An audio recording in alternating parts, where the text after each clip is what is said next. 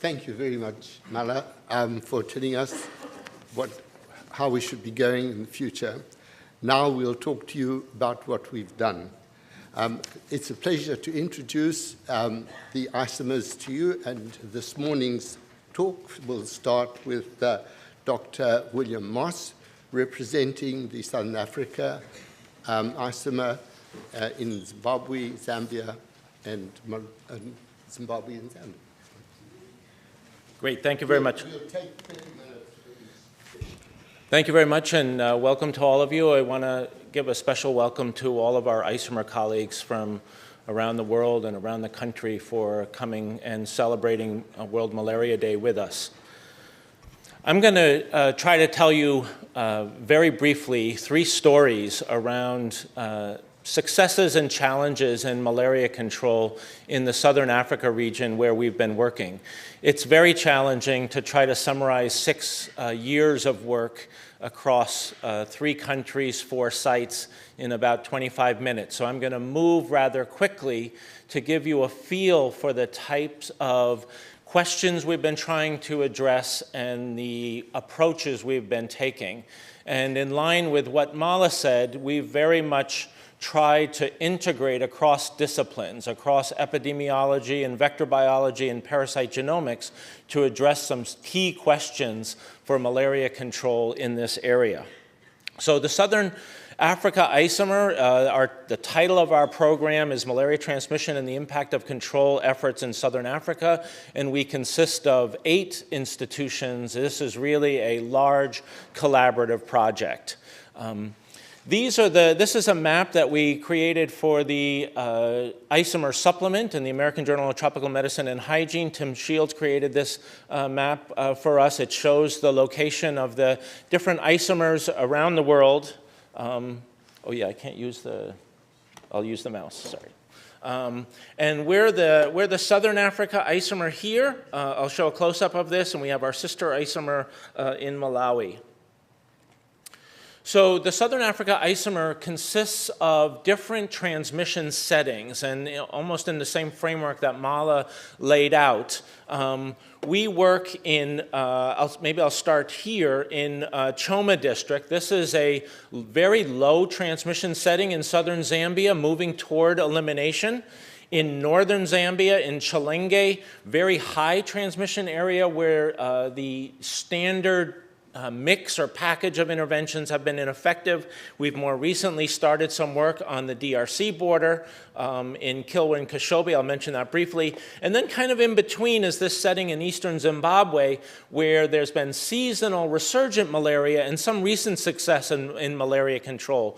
So this is a very critical geographic expanse from extending from eastern Zimbabwe up into the Democratic Republic of Congo. Malaria control and elimination in this setting is going to be critical to achieving global malaria control and elimination goals, and in shrinking the malaria map up from southern Africa into Central Africa in the very challenging setting in the Democratic Republic of Congo.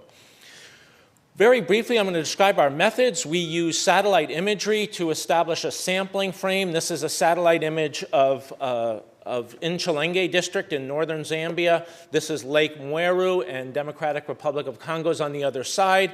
And we use this to establish a sampling frame, but also to get ecological factors, and we use remote sensing to generate risk maps. I'll show you that. We use both active and passive case detection. Our active case detection is which we select randomly selected households, go to those households and conduct surveys, collect blood samples, and do our malaria epidemiology and entomology. So our entomology is linked with our epidemiology. We also have a passive case detection that Clive Schiff actually started in southern Zambia, where we get weekly SMS text messages from the health centers regarding number of confirmed and suspected malaria cases. So this will serve as the source of data for the studies that I'll tell you about. So I'm going to start in Choma district. This is in the area with very low transmission, moving toward elimination. And this is where our research questions revolve around achieving, sustaining, and documenting malaria elimination. These are hospital data from Phil Tuma, who's our main collaborator there, showing pediatric hospitalizations for malaria over a 16-year period almost. You can see a dramatic decline in pediatric hospitalizations. When the Johns Hopkins Malaria Research Institute started back in 2002, 2003, malaria was an enormous public health problem, and there's been this dramatic decline in transmission. And we could probably have a whole session just talking about what drove that decline, but I do want to highlight changes in weather patterns and climate that are really critical for understanding patterns of transmission in this area in southern Africa. Many of you may have seen the recent news on the drought in this area. That's obviously has a big impact on agriculture, but on malaria transmission as well. And what we're particularly interested in now is trying to understand what drives this low-level transmission here, what's driving these cases. And there are two broad hypotheses. One is that these are imported cases of malaria coming from outside the region, or that these arise from some asymptomatic, chronically infected reservoir that kind of feed local transmission. And so we've been working to try to understand those drivers. This documents the decline in parasite prevalence that we've observed through active case detection. So this is going out into the community, measuring the prevalence of malaria by rapid diagnostic test and PCR. And we can also see through this very different data source, this dramatic decline in malaria transmission. And again, we're trying to understand, what's driving this low-level transmission, parasite prevalence of 1% to 2%, largely in asymptomatics through this active case detection. So I'm going to frame this in achieving, sustaining, and documenting elimination. I obviously can't present all the data that we have, but I just want to highlight a couple of the challenges in achieving elimination and some of the strategies that have been implemented by the National Malaria Control Center in Zambia. First, and this is, perhaps comes as no surprise, but for active case detection, HRP2 rapid diagnostic tests are insufficiently sensitive to detect infected individual in the communities. These individuals have low-level parasitemia. We've looked for the HRP2 and 3 deletions in this community and have not found it. We think the false negative RDTs are due to very low levels of parasitemia. We found particularly low sensitivity of the RDTs in this setting of about 20%. Now, to be fair, RDTs were not developed for this use, for active case detection in low transmission settings. They were developed, obviously, for identifying and confirming symptomatic disease at healthcare facilities. But they're being used in this setting for detecting asymptomatic individuals. Now, the National Malaria Control Program in Zambia in Southern Province, where we're working, implemented a reactive test and treat strategy in part to enhance surveillance and in part to try to minimize this asymptomatic reservoir. So when an index case presents to a health center, the community health worker goes to that index case household and tests and treat with an HRP2 RDT everyone who resides within 140 meters of that index case house. So there's a radius around which this reactive test and treat works, and then they treat everyone who's positive. For the past year, so from January to December 2015, our field team has been accompanying the community health workers and collecting dry blood spots for PCR and extended the radius out to 250 meters in a way to try to evaluate the efficiency of this strategy in this setting. And I just want to highlight that most of the RDT negative PCR positive individuals are within the index case house. Very few people are identified, both actually by RDT and by PCR, beyond the index case house. There are some, but you can see you had to screen 951 individuals to capture 17 RDT positives within the 140 meters. So based on this, I'm summarizing a lot of data very quickly, but we actually think a focal drug administration within the index case household would be a more efficient strategy, and have been communicating with the National Malaria Control Program about this. Now, we've used a 24 SNP barcode assay that was developed by Sarah Volkman and Rachel Daniels at the Broad Institute to try to do some genotyping of parasites. And this is some preliminary work that Julia Pringles led. And basically what I just want to highlight with this figure is that we are seeing similar parasite genotypes with this approach in the index case households that suggests that those index case households are related as transmission events, whether they were all imported together or whether there was local transmission we're working out. I didn't mention on the prior slide, but we do see higher numbers of Anopheline mosquitoes in these index case households. We're now working to try to genotype the parasites that are identified beyond the index case household. Our current hypothesis is that those beyond 140 meters are unrelated to the parasites in the index case household. Kelly Searles led a study using the same 24 SNP barcode to compare parasite genotypes from asymptomatic individuals that we find through active case detection with symptomatic individuals presenting at the health centers. And I just want to highlight a couple stories here very briefly. The blue dots here on this phylogenetic tree, if you will, represent those cases, asymptomatic individuals we think representing this chronically infected reservoir, and the red represents symptomatic individuals presenting to health centers. And by and large, these are two distinct populations. There's some overlap, but we think this perhaps suggests that these chronically infected individuals are not contributing to ongoing transmission in the area. And looking at parasite diversity in these two groups, we've seen a loss in parasite diversity in the asymptomatic, what I'm calling the chronically infected reservoir, over time, as if these parasites are being cleared out of this reservoir. But high diversity in the passively detected cases, we think this represents, at least in part, parasite importation. Now, to get a better handle on the issue of parasite importation in this area, Kelly Searle led a study where we gave a rather small number of individuals a GPS logger to carry for a month to track their movement. And what we saw on a broad scale, so these are individuals carrying a GPS logger for a month, tracking movement. What we saw was during the rainy season, the movement, the human mobility was rather restricted, and in the dry season, people were going on kind of longer journeys outside the district into other areas where there's higher transmission. We think that hypothesizing why the movement's restricted in the rainy season, this may be because people are at their farms, attending their farms, or bridges are washed out. But this may work to the advantage of malaria elimination because during the peak transmission period, people tend to have less long-term population movement. Kelly then overlaid the movement tracks on a risk map that we had generated earlier, so we could tell if people are moving in and out of high-risk areas. And the third dimension here is the time spent in a particular location. And we can actually look at where people are spending their time during peak biting hours in this setting. Lastly, I just want to briefly talk about documenting elimination, because that's a huge challenge in these areas with low transmission, and we've been using serologic approaches to look at this question.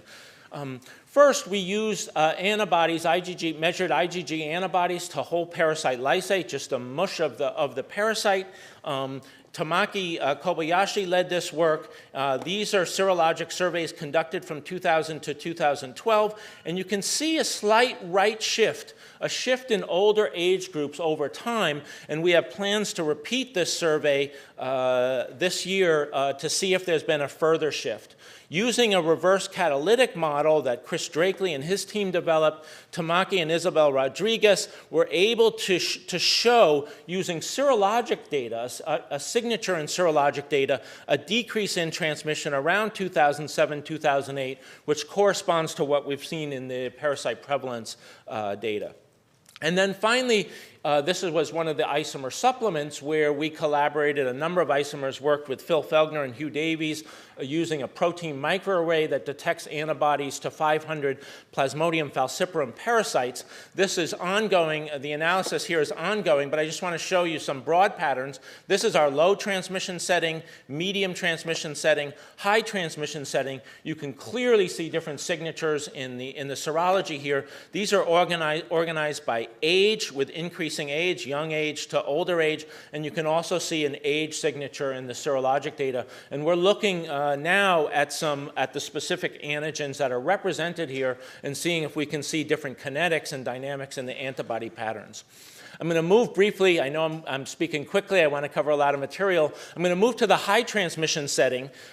This is Chilenge district. And up till now, the National Malaria Control Program and partners such as the Bill and Melinda Gates Foundation have really focused on eliminating malaria in southern Zambia. And in fact, Zambia has set a goal of nationwide elimination by 2020. One of the real challenges to that area is going to be in northern Zambia.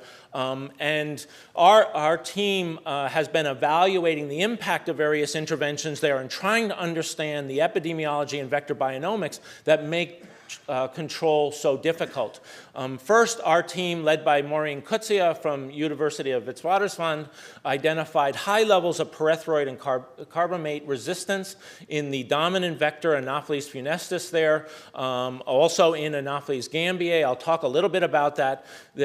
On the basis of those findings, the National Malaria Control Center switched from a pyrethroid-based insecticide to an organophosphate, pyrimidine methyl, for IRS.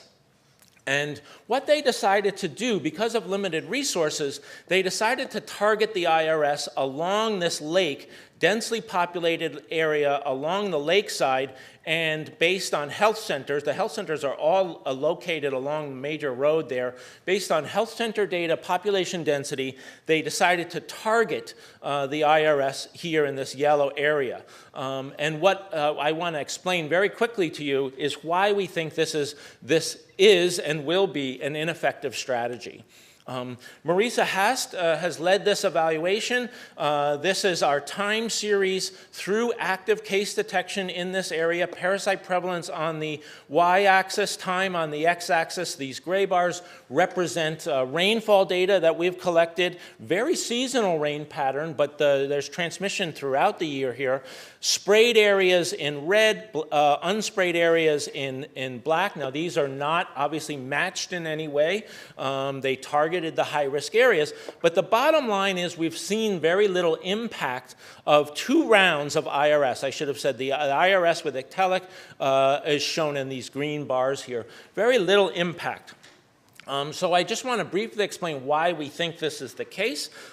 First, we've identified widespread malaria risk. This is a malaria risk map for the area with uncertainty estimates here.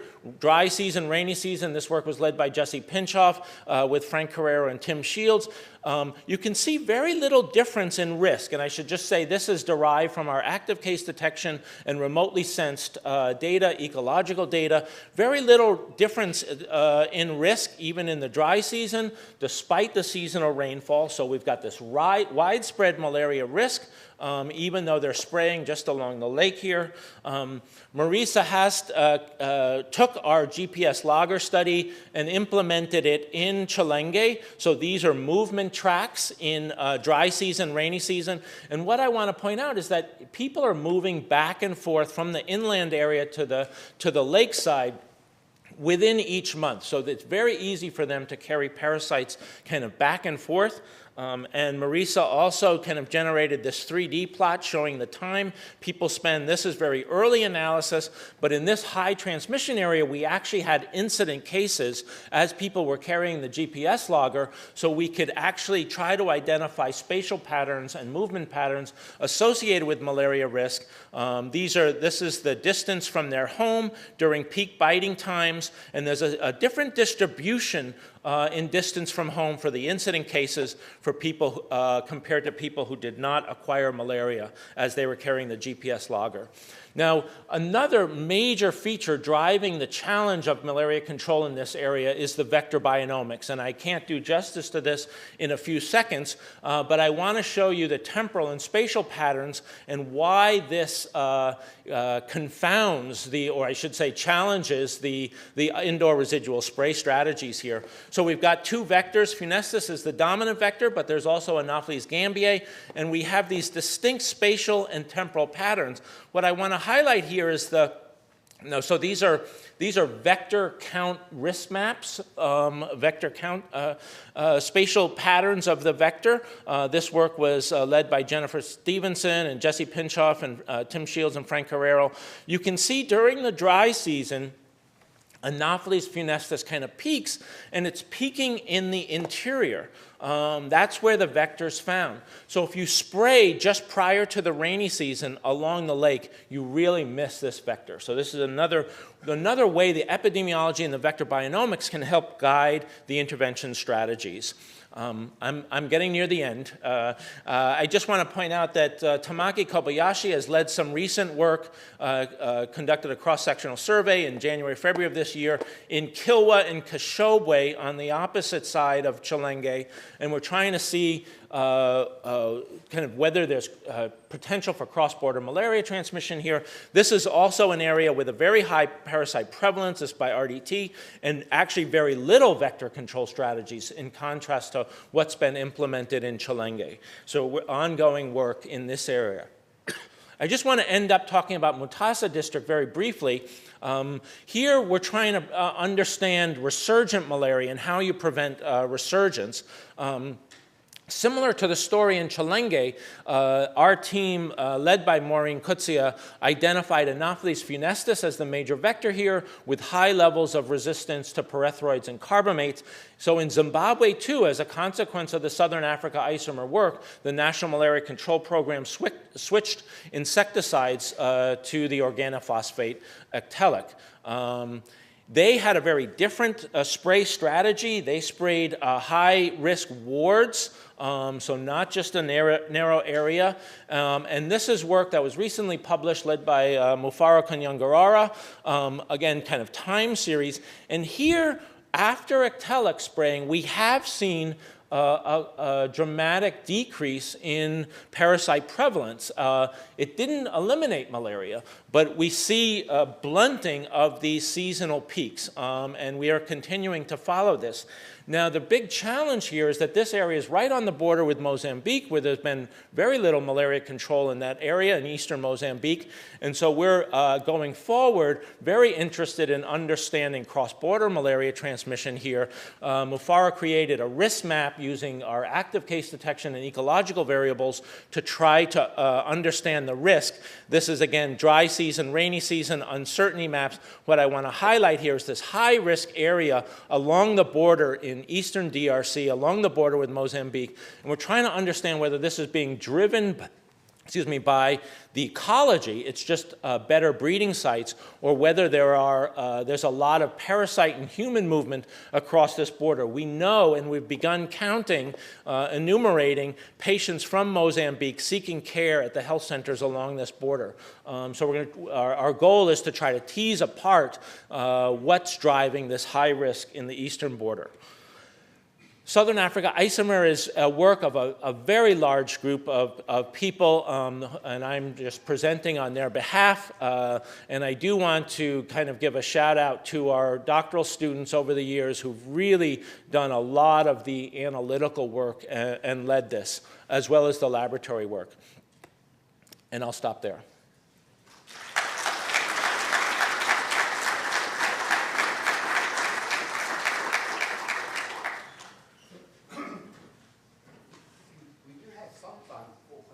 Maybe I went too quickly. It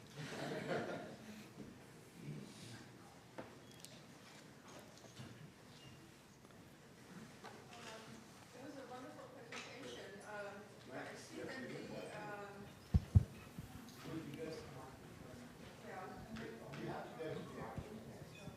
Oh, go ahead. Okay.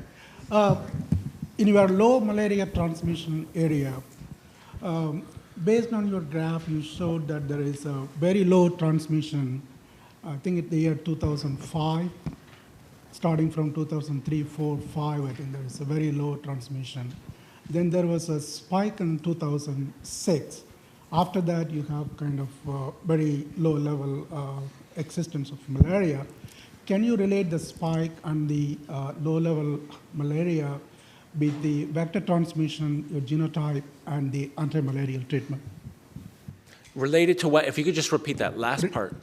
Related Related to to anti-malarial treatment, vector Yeah. transmission, and your genotype. Yeah, so I mean, it's very tricky, as you know, kind of assigning causes to this temporal variation in the either cases or parasite prevalence.